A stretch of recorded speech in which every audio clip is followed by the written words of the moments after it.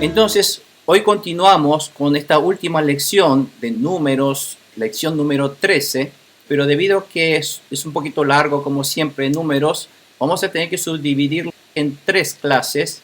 Por lo tanto, aparte de la clase de hoy, vamos a tener que tener 2 clases más para completar todo el libro de números, para luego continuar con el libro de Deuteronomio, que es el último libro del Pentateuco. Esta Torá o el Pentateuco es la base de la fe judía y que también a su vez es el cimiento de la base de la fe del cristianismo. O sea que todo lo que ha cumplido Jesucristo viene a completar esta promesa que Dios realizó a través de estas leyes que están registrados en el Pentateuco. Por eso esta es la base de la fe que tenemos que empezar a escudriñarla, entenderla muy bien. Entonces, esto es lo que nos va a permitir entender más profundamente acerca de la obra que Cristo realizó con su sangre y con su muerte y resurrección. Por eso quiero terminar antes el Pentateuco, primeramente, que es la base de la fe nuestra. El título de la lección de hoy se llama La trayectoria de Israel y la repartición de la heredad. Se trata de los capítulos 33 al 36, que es el último capítulo de Números. Debido a que en estos 4 capítulos, la trayectoria de Israel lo vamos a ver en el día de hoy en el capítulo 33 y un poquito de la clase que viene. Y la repartición de la heredad es lo que viene a partir del capítulo 34 en adelante.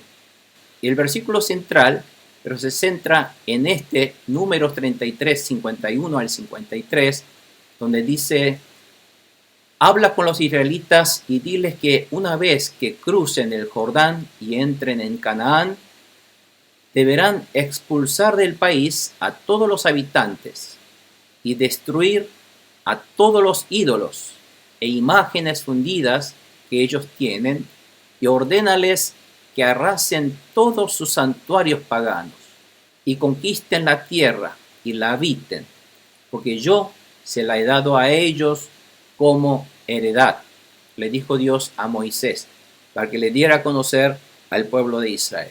Entonces, este es el mandamiento que nuevamente Dios le da al pueblo de Israel, que está ahora a punto de entrar a Canaán. Haciendo un poco de memoria de lo que nosotros habíamos venido estudiando, todos Números que un poco narra su travesía por el desierto, como ellos desobedecieron y como realmente Dios se enoja y los manda nuevamente a deambular durante 40 años en el desierto, para que durante esos 40 años la primera generación de incrédulos reciba su paga, su merecido, que es la muerte natural. Dios no lo castigó, no lo mató, sino le dejó para que murieran naturalmente, pero durante su travesía ellos aprendieron muchas cosas, que los bendecidos eran sus hijos, que viendo como Dios los ha estado protegiendo, guiándolos, supliendo sus necesidades, entonces todo eso fuera de aprendizaje para la nueva generación con quienes Dios va a entrar a la tierra prometida. Fue tal esta decisión de Dios de llevar a la tierra de Canaán la nueva generación de fe, tal es así que de la primera generación solamente entraron 2 personas. ¿Se acuerdan quién era? Uno era Josué y el otro era Caleb, nada más. Ni siquiera Moisés pudo entrar de la primera generación. Ni siquiera ni Aarón, que fueron los grandes siervos de Dios durante los 40 años, ni siquiera Miriam, que también fue una de las grandes profetisas de esa época, pudieron entrar a la tierra prometida. Sino, como Dios dijo, van a entrar la nueva generación, de los cuales solamente Dios nombró específicamente Josué y Caleb entrarán. De esa manera hicieron toda la travesía y llegaron a la entrada sin cruzar el río Jordán. Ahora están, ¿en dónde? Están frente al Jericó de este lado, ¿cierto? Entonces ellos están todavía sin cruzar el río Jordán. Están en la llanura de Moab.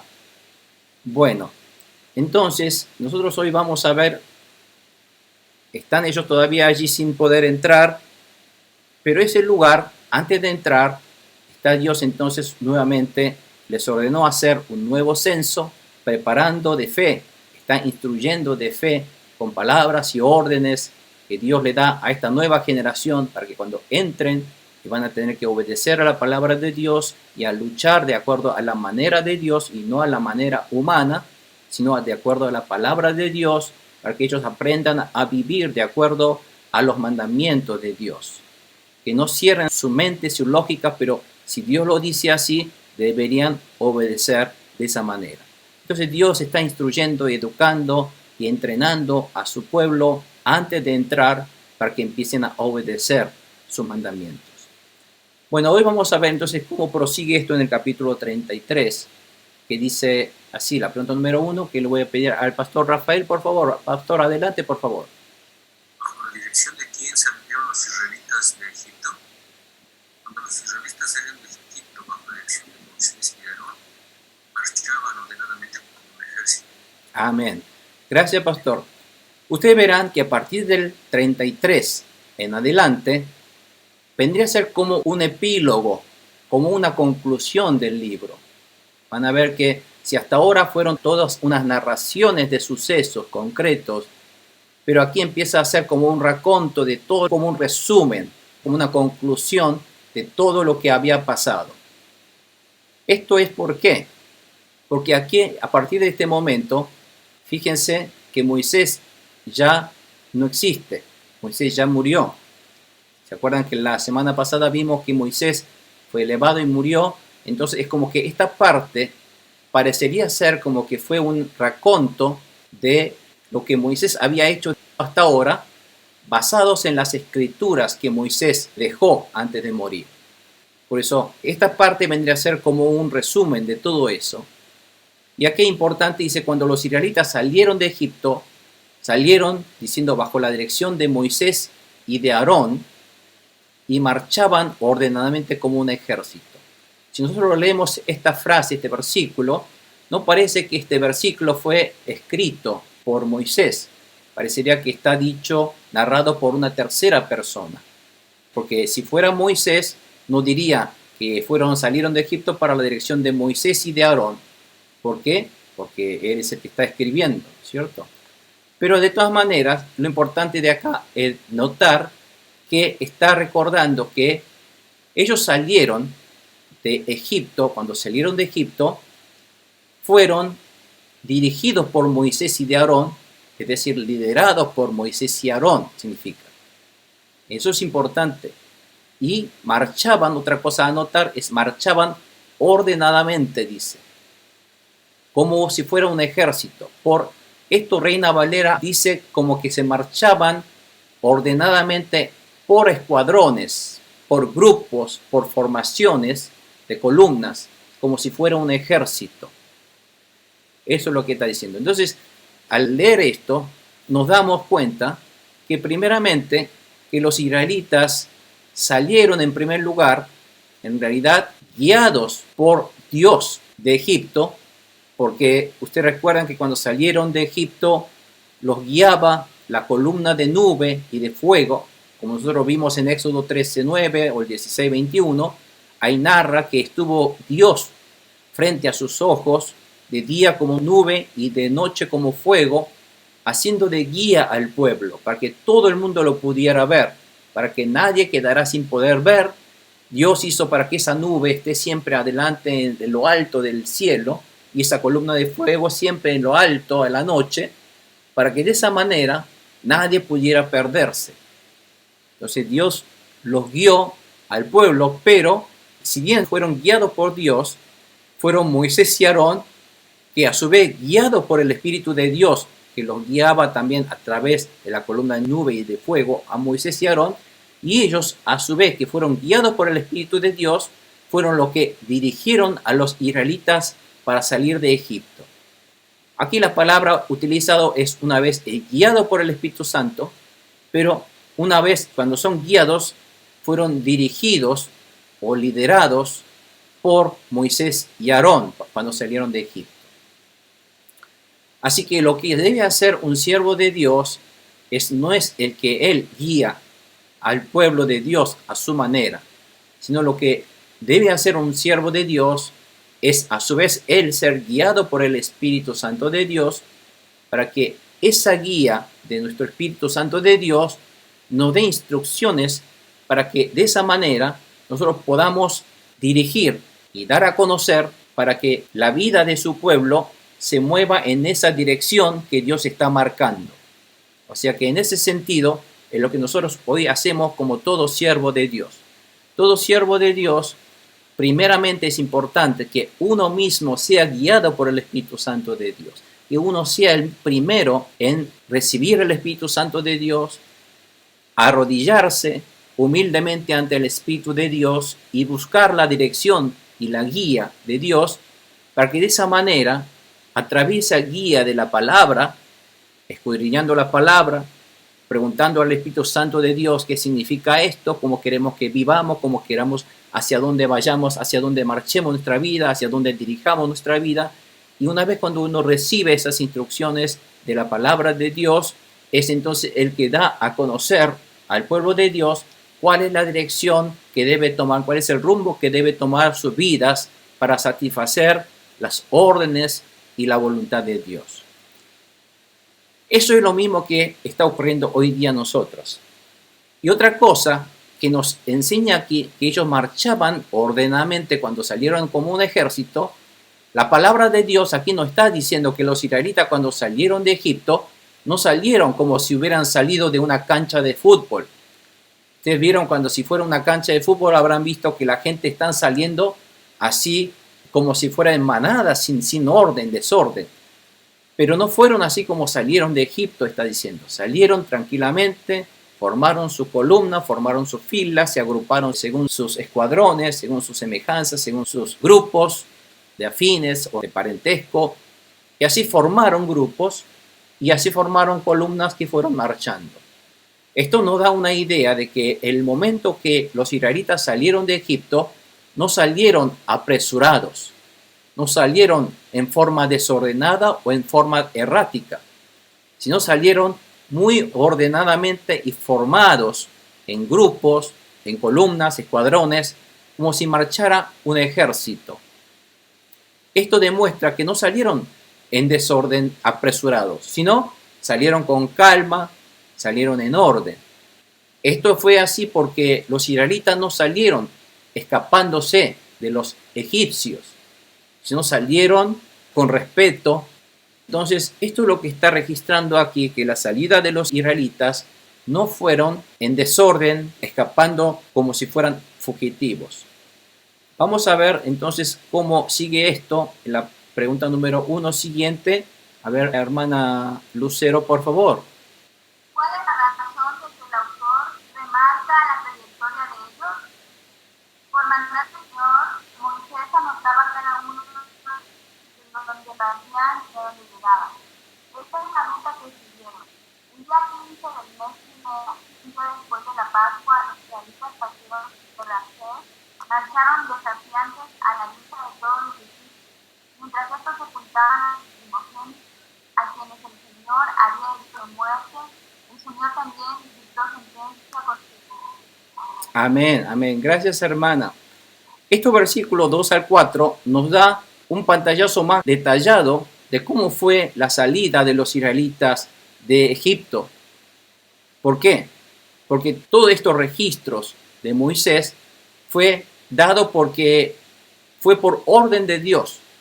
Dice que Dios le dijo a Moisés que se encargara, dice aquí por mandato del Señor, ¿no es cierto? Por el orden de Dios, Moisés tenía que anotar cada uno de los lugares de donde partían y hacia dónde llegaban. O sea, todo el trayecto de toda la jornada estaban registrados por Moisés.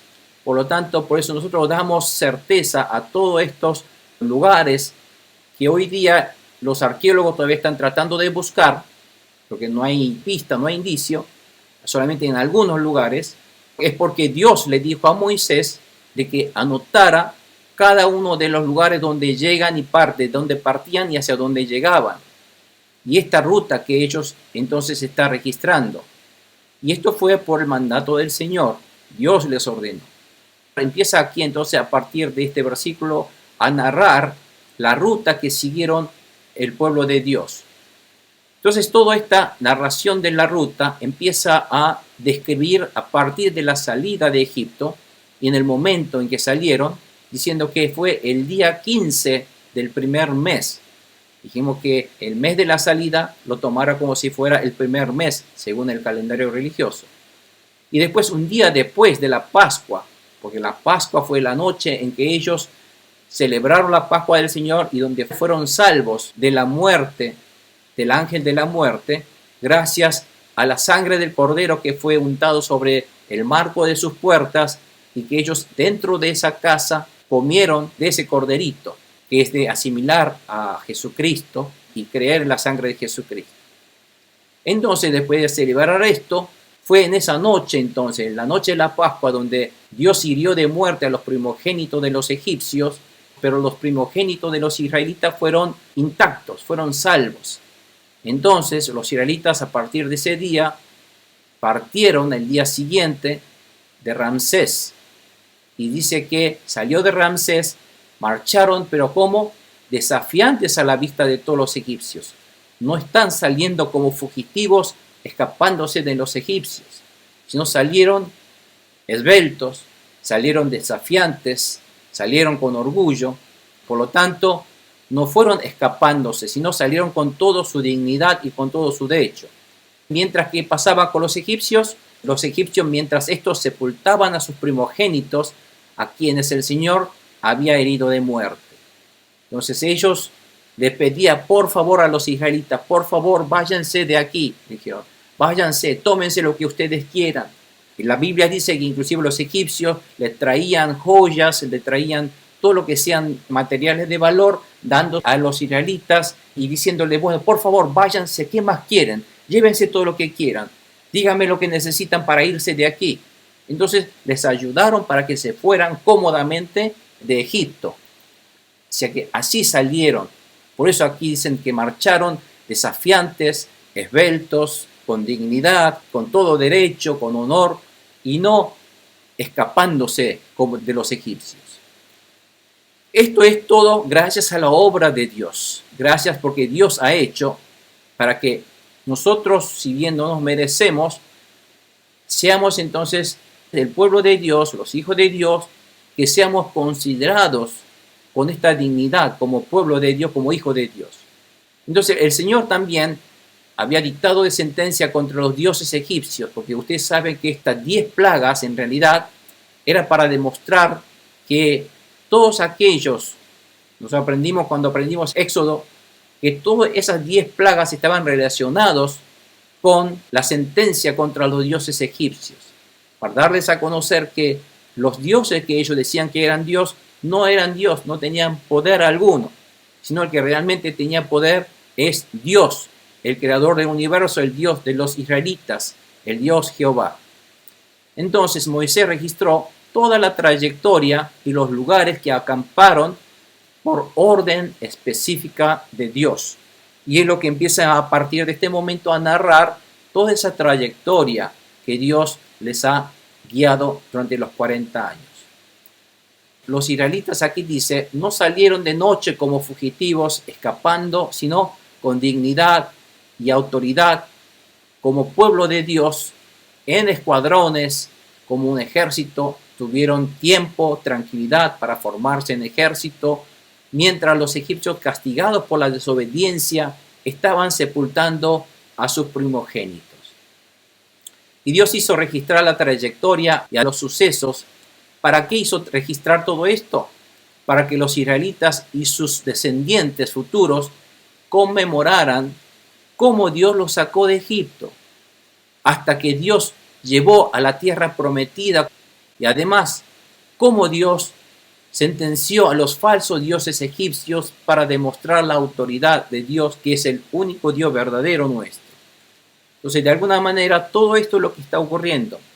Y yo aquí les quiero recordar que nosotros cuando estudiamos la palabra de Dios, no lo aprendemos simplemente como un libro de historias. No leemos esto como si fuera para que nosotros fuéramos a aprender como un libro de historia crónica de los sucesos ocurridos en el pasado y nada más. No estamos acá para aprender un libro de historia, sino a través de todos estos sucesos, lo que la Biblia quiere decirnos a través de todo esto, es acerca de el mundo espiritual que está detrás de todo esto obrando en ello. Por eso yo les dije, la Biblia es un libro en el cual nos quiere enseñar verdades acerca del mundo espiritual invisible y no simplemente para narrar sobre una historia del mundo visible, sino utiliza la historia del mundo visible para enseñarnos el mundo invisible de los espíritus que actualmente también hoy día está.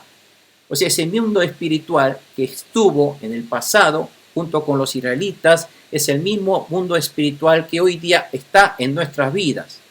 Por eso aprendemos esto, no para poder aprender la historia, sino a través de estas historias aprendemos las verdades del mundo espiritual que reina todavía hoy en nuestra vida espiritual de hoy, que es lo mismo.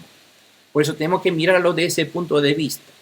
Todo esto está, Dios a través de esto está enseñando que siempre hubo un enemigo, que siempre estuvo oponiéndose, estorbando la obra de Dios de salvación de la humanidad, que fue el enemigo, que en ese momento el enemigo Satanás y sus demonios utilizó en este caso, al faraón y al mundo que no creía en Dios, el mundo de los gentiles que no creen en Dios, que creen en falsos dioses, y el pueblo de Dios que vive dentro de ese mundo es el que tiene que empezar a discernir las cosas y a vivir de acuerdo a la voluntad de Dios en un mundo donde nadie cree acerca de Dios.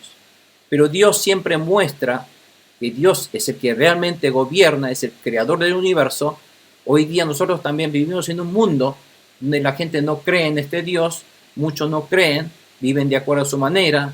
Este mundo está reinado por la maldad de este enemigo Satanás y sus demonios.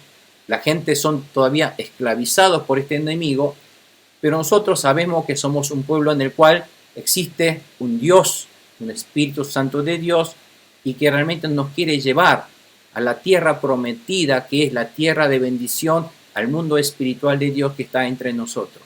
La presencia de Dios, donde Dios gobierna, donde la gente vive de acuerdo a la palabra de Dios, y eso es el mundo que está describiendo la tierra prometida de Canaán. Y sabemos que Dios hoy día también sigue sentenciando, sigue castigando a los falsos dioses, que en ese momento los egipcios creían en el dios Ra, en el dios del sol, en el dios del Nilo, en lo que fuere, pero nosotros hoy día la gente está creyendo en las grandes empresas, está adorando al trabajo, al dinero, está adorando las costumbres paganas, las costumbres del mundo. En cambio, nosotros los hijos de Dios, el pueblo de Dios, no seguimos la costumbre de este mundo, como dice en Romanos 12, 1, 2. Dice que nosotros no debemos seguir las costumbres de este mundo, sino tenemos que buscar primeramente cuál es la buena voluntad de Dios para entregar nuestra vida, de vivir en sacrificio, para poder vivir esta vida en sacrificio para agradecer a Dios. Ese era el sacrificio real que Dios espera de nosotros, como en Romanos Pablo dice. Entonces, estamos a partir de este momento viendo toda esta trayectoria para que la gente recuerde de lo que Dios ha hecho en el pasado por el pueblo de Dios. ¿Y que ha hecho Dios? Los ha salvado de los enemigos, los ha sacado de la esclavitud del pecado y los ha salvado cruzando el Mar Rojo y los ha separado porque ya no hay más enemigo que pueda ejercer su autoridad sobre el pueblo de Dios. Y está recordando que toda su travesía, toda su vida, si bien la vida fue en un ambiente hostil como el desierto, pero nunca le faltó nada, nunca Dios los estuvo siempre guiándolos. Entonces, para que uno se acuerde de todo eso que Dios ha hecho en el pasado, está registrando esto. Y hoy día nosotros lo leemos en la palabra de Dios. Bueno, y aquí voy a leer yo porque empieza a narrar, es un poco larga y no sé si voy a empezar a leer todo, pero es para que busquen la trayectoria de los israelitas en el mapa ustedes, y que los israelitas partieron, dice, ¿de dónde? De Ramsés, y acamparon en Sucot, y partieron de Sucot y acamparon en Etam, en los límites del desierto, y partieron de Etam, pero volvieron a Piahirot, al este del Baal Zephón, y acamparon cerca de Migdol. partieron de Pihairot y cruzaron el mar hasta llegar al desierto, y después de andar 3 días por el desierto de Etam, acamparon en Mara. Bueno, esto que estamos nosotros leyendo, vamos a ver un poquito en el mapa. Si lo vemos en el mapa, yo quiero referirme a este mapa en realidad, porque ¿se acuerdan? Nosotros vimos ese documental en el cual ahora el monte Sinaí es el monte que queda aquí en la tierra de Madián o tierra de Midian, que es en realidad Arabia Saudita hoy día. Por lo tanto, ellos vinieron de Egipto, cruzaron por este lado de Nueva y cruzaron por este lado para llegar a Arabia Saudita. Del lado de Egipto, mejor está este mapa que lo puede apreciar mejor. Dice aquí, partieron de Ramsés, ¿no es cierto? Porque los israelitas vivían en esta zona. Esta zona son las tierra de Gosén o tierra de Gosén, y partieron de Ramsés, llegaron a Sucot, que es aquí, que es la salida de Egipto, y en lugar de tomar, porque esta tierra era de los filisteos, porque la tierra más fácil de llegar a Canaán era irse por esta tierra, pero el problema es que aquí estaban el país uno de los más fuertes de Palestina, que son la tierra de los filisteos, y como los israelitas no estaban armados, no estaban entrenados como militares, seguramente ellos iban a escapar al ver un ejército poderoso como los filisteos. Por lo tanto, Dios los guió para que fueran por otro camino, el camino que les llevaba hacia el Mar Rojo. Dijimos que tanto este como este es el Mar Rojo, pero Dios los ha llevado por este camino para traer hacia Esión-Geber. Y después de Esión-Geber lo trajeron hacia acá a Etam, luego a Migdol, que es aquí, pero aquí estaba Pihairot. Pihairot es este lugar de aquí, y acamparon en Migdol, que es la costa del lado de Egipto. Y si ellos cruzaban ahora este golfo, iban a llegar a la tierra de los madianitas o de la tierra de los Arabia Saudita hoy día, y en el cual iban a llegar hacia la tierra de los madianitas donde estaba el monte Sinaí. Entonces, este fue un poco el trayecto que ellos realmente hicieron. Me costó encontrar este mapa, no encontré este mapa en español porque es algo muy reciente. Ahora los teólogos están adoptando más esta trayectoria que la trayectoria anterior. La trayectoria anterior era creyendo que aquí estaba el monte Sinaí. La gente pensaba que cruzaron por acá el Mar Rojo, que cruzaron por aquí y llegaron al monte Sinaí, y luego empezaron a deambular por aquí hasta llegar a la tierra de Canaán. Pero bueno, esa trayectoria hoy día ya no es más aceptada, ¿no? Porque hubo descubrimientos arqueológicos que están más avalando que el cruce fue mucho más factible que fuera por aquí, y que realmente aquí está la tierra del Elim. Por ejemplo, ¿se acuerdan que Elim, la Biblia allí en Éxodo capítulo 15 narra de que llegaron a un lugar donde había 12 pozos de agua y 70 palmeras, y justamente 12 pozos de agua y 70 palmeras quedan aquí, descubrieron aquí, y no en ninguna zona de aquí encontraron un lugar semejante. Por eso, esta es la trayectoria que es más aceptable, más certera, que nosotros estamos tomando. Y cuando cruzaron, bueno, llegaron a Mara. ¿Se acuerdan? Aquí se encontraron con el agua que era amarga, que luego, después de que Moisés arrojó unas ramas, se convirtió en agua dulce y pudieron tomar de ese agua. Llegaron a Elim, donde realmente había pozos, descansaron allí y empezaron su travesía. Esta travesía aquí, en realidad, más en detalle, está en este mapa que nosotros habíamos visto en el documental anterior, donde llegaron más bien por aquí. Aquí estima que Mara fue aquí y que Elim está aquí, donde están los palmares. Luego viajaron siempre por estos valles para llegar al desierto de Sin, y después llegar a Refidim, donde tuvieron agua de las rocas, y subieron al monte Sinaí dando toda esa vuelta, porque aquí es todo alto, no pueden llegar toda esa cantidad de personas al monte, y dieron toda la vuelta de la montaña para llegar a la llanura, donde fue aquí a la llanura o a la meseta, digamos, de frente al monte Sinaí, donde era una llanura donde se podía acampar y albergar esos 2,5 millones de personas en este lugar. Entonces un poco fue este trayecto que luego retomaron, subieron otra vez para ir hacia Canaán por este lado. Bueno, este es un poco lo que está describiendo Moisés en su trayectoria y empieza a narrar. Van a ver que aquí empieza a narrar todos esos lugares que nosotros hemos visto. Y aquí dice, bueno, llegaron hasta Etam y acamparon en Mara. Partieron de Mara con dirección a Elim, donde había 12 fuentes de agua y 70 palmeras, y acamparon allí. Y luego partieron de Elim y acamparon cerca del Mar Rojo. Partieron del Mar Rojo, acamparon en el desierto de Sin. Partieron del desierto de Sin y acamparon en Dofka. Partieron de Dofka y acamparon en Aluz. Bueno, todos estos nombres hoy día no se puede ubicar exactamente dónde era, porque es un desierto. No hay una marca donde diga aquí un pueblo. Si fuera un pueblo, si hubiera habido una especie de un pozo, sería más fácil de ubicarlo, pero aquí no narra, solamente hablan del nombre de ese lugar, que todavía los arqueólogos no tienen ninguna pista donde poder ubicar esos lugares, de tanto de Dofka o de Aluz.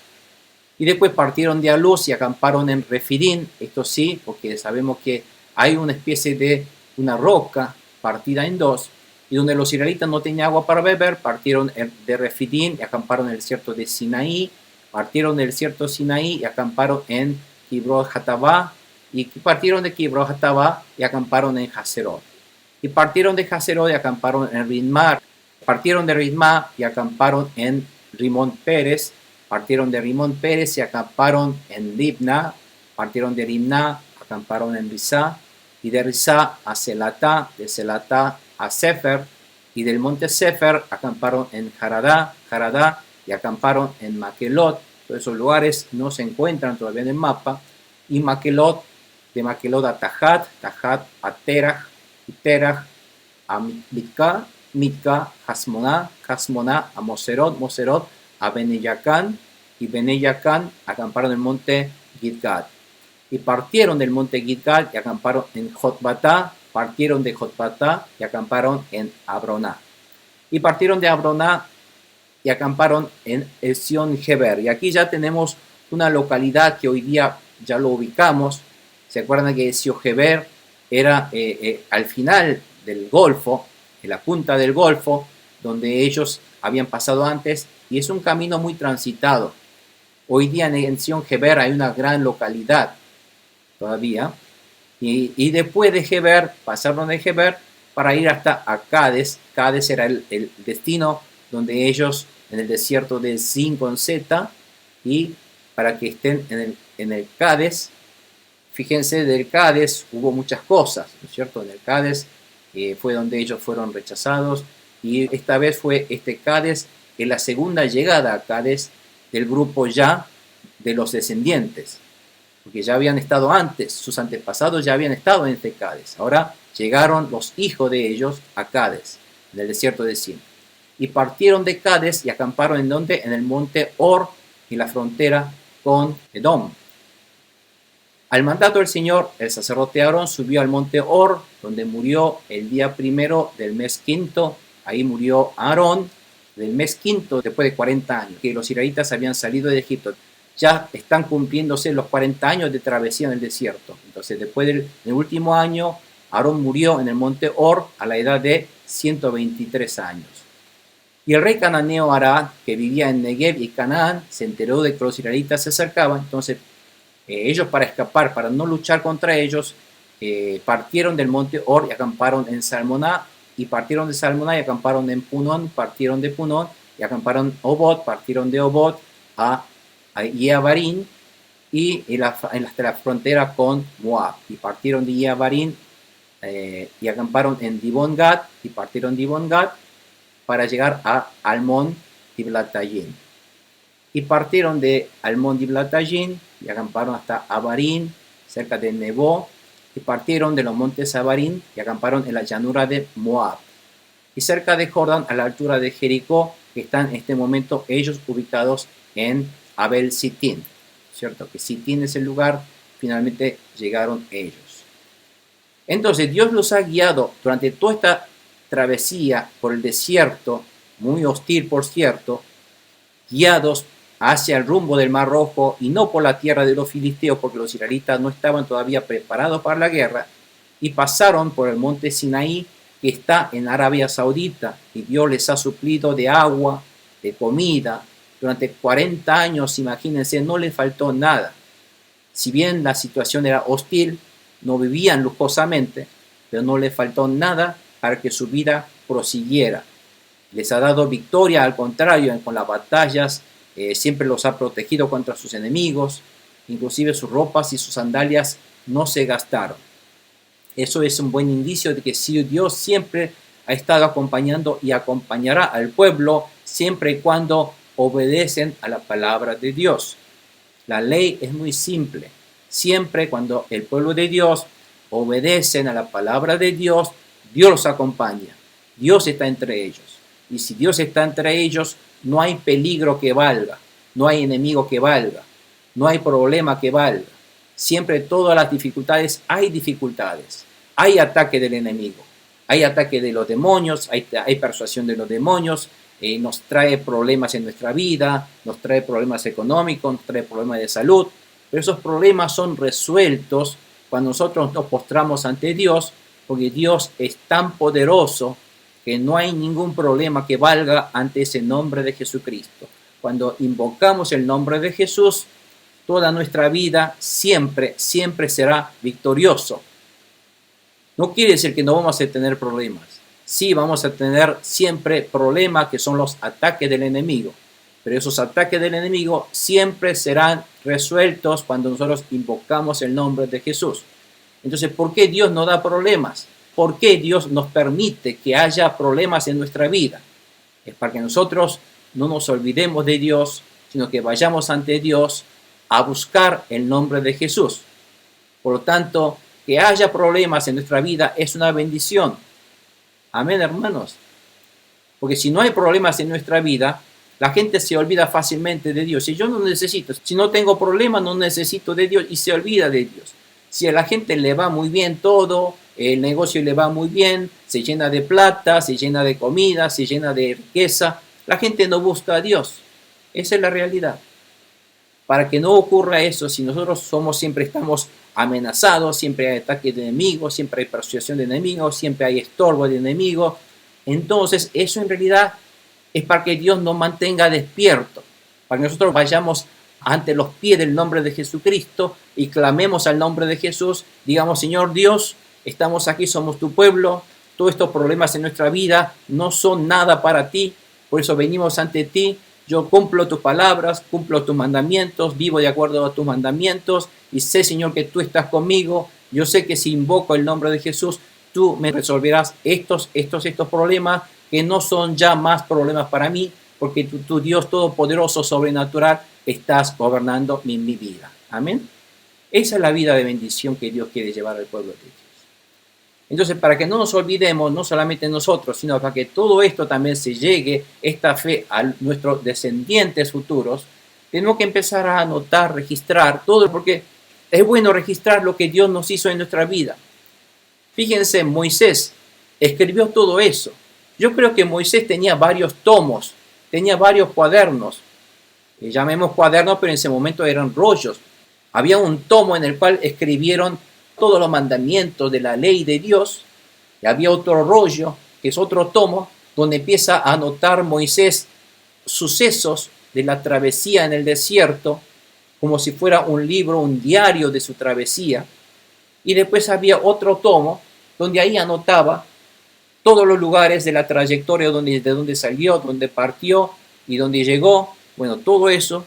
Así que constantemente Moisés tenía tiempo para registrar todo eso porque era orden de Dios.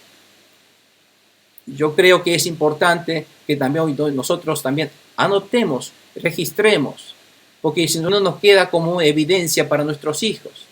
Si nosotros escribimos todo esto, registramos, si quieren vayan, tomen, ahora todos tienen sus celulares, filmen lo que Dios hace cuando nosotros invocamos ese nombre de Jesús y regístrenlo, como lo hizo Moisés en el rollo del cuero de las ovejas. Ahora lo hacemos a través de nuestros celulares. A veces grabamos nuestras voces, hacemos el diario. Hoy Dios me hizo esto, hoy experimenté este milagro de Dios en mi vida. Hoy Dios me dio a este hijo que tanto esperábamos. Cuando nosotros obedecimos esta palabra de Dios, Dios nos dio a nuestro hijo y este hijo ahora es obra de Dios. Ahora consagramos la vida de este hijo para la gloria de Dios. Todo esto que usted haga, dígalo, grábenlo, dígale, hijito, tú eres un regalo de Dios. Dios te bendijo, nos bendijo nuestra vida, por lo tanto tú eres un regalo de Dios. Tiene un propósito tan hermoso, Dios quiere bendecir tu vida, hijito, porque Dios nos bendijo. Bueno, todas esas cosas regístrenlo, como lo está haciendo aquí Moisés. ¿Para qué? Para que las generaciones futuras recuerden lo que Dios ha hecho sobre nuestras vidas. Amén.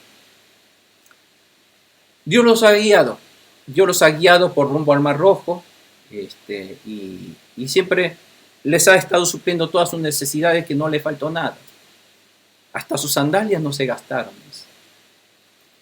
Bueno, recordando que esta segunda generación pasaron por Esión Geber, dijimos que es aquí, el monte Sinaí, ahora empezaron a hacer toda una travesía. Bueno, hay muchas travesías acá de por medio que no se sabe dónde, pero que estuvo dando vueltas por acá, pero no se sabe, pero llegó finalmente a Kadesh Barnea.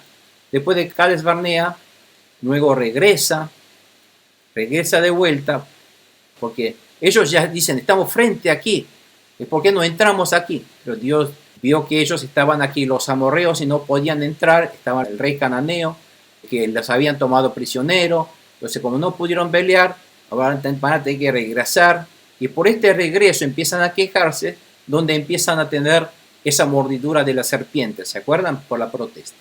Luego subieron por Edom, por la tierra de los edomitas, que dijeron que le dejara pasar, no le dejaron pasar, sino entonces los esquivaron y fueron hasta llegar a la tierra de los moabitas, que aquí se acuerdan que habían cometido el adulterio con las moabitas, que les habían seducido y ha hecho pecar, porque aquí el rey de los moabitas, Balac, era el que había hecho pecar, y después libraron batalla para castigar y aniquilar a todos los enemigos que estaban en Moab, que eran los ancianos madianitas, y luego llegaron hasta Sitín, que está justo antes de Jericó, por este lugar más o menos, por este rumbo. Aquí estarían ahora acampados los israelitas. Pero aquí la pregunta es, a ver, hermana Consuelo, por favor. ¿Por qué su trayectoria ha sido tan alargada? Que aunque vieron mi gloria y las maravillas que hice en Egipto y en el desierto, ninguno de los que me desobedecieron y me pusieron a prueba repetidas veces verá jamás la tierra que, bajo juramento, prometí dar a sus padres. Ninguno de los que me despreciaron la verá jamás. En cambio, a mi siervo Caleb, que ha mostrado una actitud diferente y me ha sido fiel, le daré posesión de la tierra que exploró, y su descendencia lo heredará, pero regresen mañana al desierto, por la ruta del Mar Rojo, puesto que los amalecitas y los cananeos viven en el valle. Amén. Bueno, estos versículos, ustedes saben que es el 14 de Números, no es el 33, es el capítulo 14. Estamos recordando aquí cuando los ancestros, la generación de los padres, llegaron a Kadesh Barnea y desobedecieron. Entonces Dios se enoja y les dice aquí que vuelvan, por favor, regresen mañana por el lado donde llegaron al desierto de la ruta del Mar Rojo, puesto que los amalecitas y los cananeos viven en el valle y son los que ustedes, si van a pelear con ellos, van a perder esa batalla. Así que regresen, retrocedan, dijo. Bueno, por esta desobediencia, entonces por la desobediencia de los padres en Kadesh Barnea, es lo que causó que toda la trayectoria a la entrada de la tierra de Canaán fuera tan alargado y dilatado. Unos 40 años más tarde ellos llegaron nuevamente a Kadesh Barnea. Bueno, la razón es para que esto también sea un hito, para que se recuerde.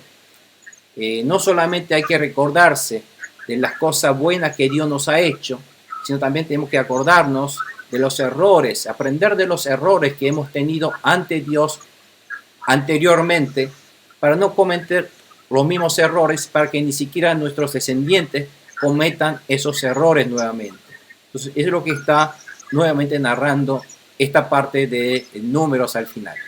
Es para que otra vez conmemoremos las cosas. Nosotros por eso conmemoramos la sangre de Cristo, conmemoramos el cuerpo de Cristo, conmemoramos toda la bendición que Dios nos ha derramado a través de su salvación, conmemoramos cada uno los milagros que hemos experimentado por la presencia del Espíritu Santo de Dios. También debemos conmemorar los errores que hemos cometido ante Dios y para que no volvamos a cometer los mismos errores. También es importante recordar de nuestros errores. Y después dice, ¿qué les ordenó Dios a Moisés cuando llegaron a las llanuras de Moab? Bueno, ahora Dios le da otro mensaje al pueblo de Dios. Y allí en las llanuras de Moab, cerca de Jordán, a la altura de Jericó, el Señor le dijo a Moisés, habla con los israelitas y dile que una vez que crucen el río Jordán, ahora ustedes van a entrar a Canaán.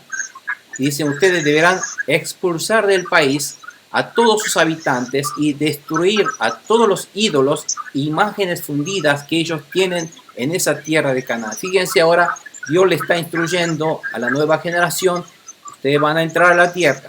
Y cuando entren a la tierra, ¿qué es lo que van a hacer? Y van a empezar a conquistar esas tierras, pero la conquista es expulsar del país a todos sus habitantes. Y cuando dice a todos sus habitantes, es sin excepción. Hay que expulsar a todos y destruir, ¿qué más?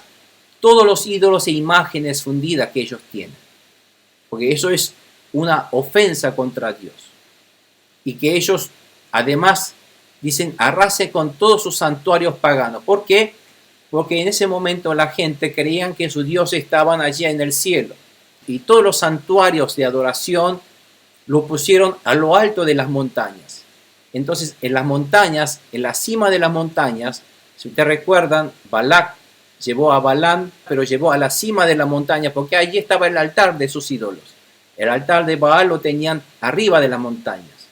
Bueno, Dios quiere que todos esos santuarios que no son de Dios sean todos eliminados, porque el único lugar a adorar a Dios, a los israelitas le dieron que fuera un solo lugar, y ese lugar fue Jerusalén, el templo de Dios, donde Dios les dijo. Bueno, porque es el único lugar donde tenemos que ir a adorar. Ese único lugar está simbolizando a Jesucristo. Es únicamente a Jesucristo. No es que Dios nos dio distintos dioses para poder adorar. Dios nos dio un único Hijo que debemos adorar, que es nuestro Dios Jesucristo, el unigénito de Dios, quien vino, murió en la cruz por nuestros pecados. Por lo tanto, Dios está diciendo que todo lo demás es falso, no existe. Hay un único lugar donde ustedes tendrán que ir a adorar.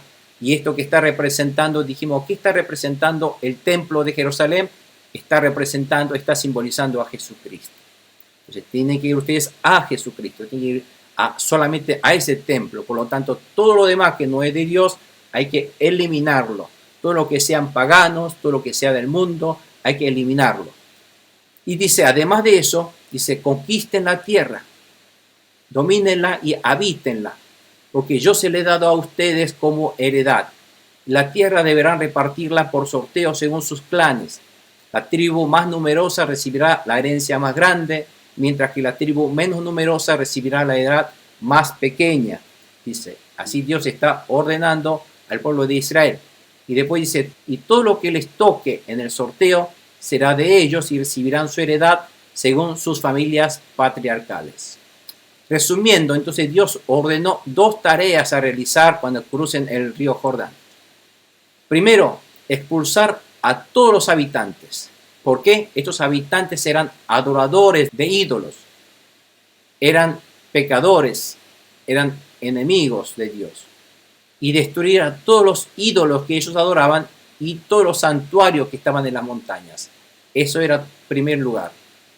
Y el segundo lugar era conquistar la tierra y repartírsela por sorteo, respetando los tamaño según la población de su tribu. Y esto es la tarea que ellos tenían que cumplir y que hoy día de alguna manera para nosotros también es la tarea que debemos cumplir todo hijo de Dios, que es el pueblo de Dios. Nosotros debemos expulsar a todos los males, todos los habitantes, todos los demonios, todos los pecados, impurezas de nuestra vida y destruir a todos los ídolos de este mundo que seguíamos adorando. Si éramos, a lo mejor si aquella persona creía que el dinero era el ídolo, para algunos los hijos son los ídolos, para algunos el negocio, el trabajo es el ídolo, todo lo que estaban ellos considerando algo más importante que Dios, ese es el ídolo que debemos dejarlo, sacarlo de nuestro corazón, de nuestro trono, de nuestro corazón, y que en ese lugar solamente esté Dios ocupando en prioridad número 1. Entonces, eliminar de nuestra vida todas las impurezas, todas las cosas que a Dios le desagrada, todo lo que le ofende a Dios, tenemos que empezar a eliminar de nuestra vida, y esto es lo que debemos hacer nosotros hoy día también. Por lo tanto, este mensaje espiritual, del mundo espiritual que Dios está ordenando al pueblo de Israel en aquella época, también es tan válida hoy día para nosotros nosotros también expulsemos a todos los elementos pecaminosos que ofenden a Dios de nuestra vida. Y en segundo lugar, debemos conquistar la tierra, es decir, dominarla, repartirla. El primero la conquistar es llevar el mensaje de Dios a aquellos lugares donde realmente la gente no conoce a Jesucristo. Es a quienes tenemos que empezar a llevar el mensaje de salvación del Evangelio de Cristo y empezar a dominar esa tierra con el mensaje de salvación de Dios. Entonces, y esa bendición de esa tierra donde nosotros debemos salir a gobernar, salir a tomarla, estaba repartido según la población. Esto que repartieron y está dando como heredad Dios a la gente está simbolizando lo que nosotros recibiremos en el futuro cuando nosotros vayamos con Jesucristo al reino de Dios. Dios nos dará autoridad para gobernar ciudades, potestades. Ese lugar que nos dará, algunos nos darán para 10 ciudades, 5 ciudades, una ciudad. Bueno, todo eso de acuerdo a la obediencia que nosotros hemos mostrado respetando las palabras de Dios. Cuando Jesús dice, bueno, comercia con esto, gana las almas. Entonces, de acuerdo a la obra que hemos hecho de ganar almas, de haber respetado la palabra de Dios, obedecido a la palabra de Dios y haber hecho la obra de Dios, Dios nos recompensará y nos premiará según nuestra obra de fe. Y esa obra de fe, de obediencia a la voluntad de Dios, Dios nos recompensará de acuerdo a esto que tenemos. No es, Dios ahora no nos va a repartir de acuerdo a la cantidad de población, sino esto nos da una pauta de que Dios va a recompensar, porque nuestro Dios es justo. Si nosotros hemos hecho un mayor esfuerzo, y tal fue el esfuerzo de hasta llegar a entregar su vida para la voluntad de Dios, como los mártires que han hecho, ellos serán recompensados y serán premiados con mayores bendiciones de parte de Dios. No va a recibir lo mismo que aquellos que se cruzaron de brazos y no hicieron nada para poder hacer la obra de Dios. Entonces, cuanto más recompensa y premio queramos recibir, debemos hacer mucha más obra de fe, no gastar los minutos de mi vida para solamente ganar nuestro pan diario y comer y llenarnos nuestra panza, sino porque eso no cuenta. Lo que va a contar es cuántas almas hemos ganado para Cristo. Entonces, eso es lo que Dios va a mirar de nuestra vida. Amén, hermanos. Entonces, el premio viene por eso. A cuánto nosotros hemos ganado para poder transmitir este mensaje del Evangelio a aquellos. No necesariamente son los pastores o misioneros los que va a transmitir el mensaje, sino quienes van a ser cada uno de los hijos de Dios, que va a tener que negociar, trabajar y ganar almas para Cristo. Porque esa fue la orden de nuestro Señor Jesucristo. Amén. Y por último, dice, ¿cuál dice Dios que sería el castigo si no obedecen estas órdenes? Dice, ¿cuál es el mensaje de estas órdenes para los creyentes de hoy día? Pero si no expulsan a los habitantes de la tierra que ustedes van a poseer, sino que los dejan allí y esa gente les causará problemas, como si tuvieran clavadas astillas en los ojos y espinas en los costados. Entonces yo haré con ustedes lo que había pensado hacer con ellos. Fíjense, Dios está ordenando que eliminemos de nuestra vida todo pecado o todo elemento que le ofende a Dios. Y si no lo hacemos, si dejamos todavía nuestras costumbres pecaminosas sin eliminar de nuestra vida, entonces todas estas relaciones pecaminosas, nuestros ídolos, nuestro odio o rencor, etcétera, si dejamos todo esto, esto nos causará problemas en obedecer la palabra de Dios. Entonces, si nosotros no lo hacemos, fíjense lo que dice Dios. Para Dios somos igual que los cananeos. Seremos considerados igual que los cananeos para que nosotros entonces seamos castigados de la misma manera. Seremos expulsados delante de Dios.